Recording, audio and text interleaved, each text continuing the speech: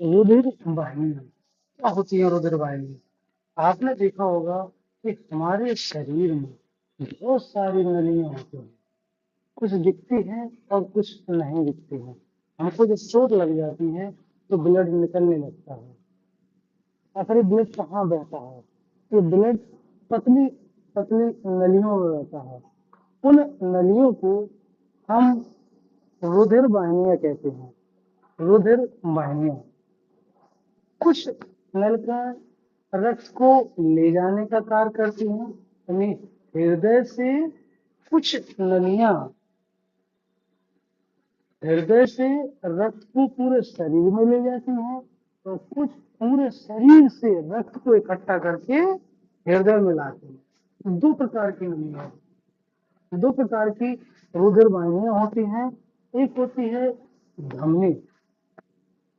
धमनी जो लाल रंग की होगी उसका कार्य है कि हृदय से शुद्ध रक्त को पूरे शरीर में ले जाना, यानी कह सकते हैं कि धमनियों में ऑक्सीजन युक्त रुधिर बहता है। तो हृदय से ऑक्सीजन युक्त यानी शुद्ध रक्त को पूरे शरीर में ले जाना, जबकि शिराओं का काम है कि पूरे शरीर से अशुद्ध रक्त, यानी जिसमें कार्बन डाइऑक्साइड मिली होती है, उस अशुद्ध रक्त को शरीर से हृदय में लाना, जो नीले रंग की होती है। और कुछ केशिकाएं होती हैं जो रक्त को पूरे शरीर में फैलाती है। तो मुख्य रूप से जो रुधिर वाहिनियां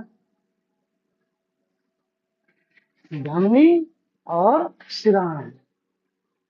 धमनियों का काम रक्त को पूरे शरीर में ले जाना और शिराओं का काम शरीर से रक्त को हृदय में लाना। धमनियों में शुद्ध रक्त ऑक्सीजन युक्त रक्त बहता है, जबकि शिराओं में अशुद्ध रक्त CO2 युक्त रक्त बहता है। शरीर में जो मोटी बहुत ही पतली नलियां होती हैं वो केशिकाएं होती हैं, उनमें भी रक्त बहता है। ये बहुत ही बारीक होती है, मांसपेशियां इतनी पतली होती हैं, झिल्ली नुमा पतली नलियां होती हैं।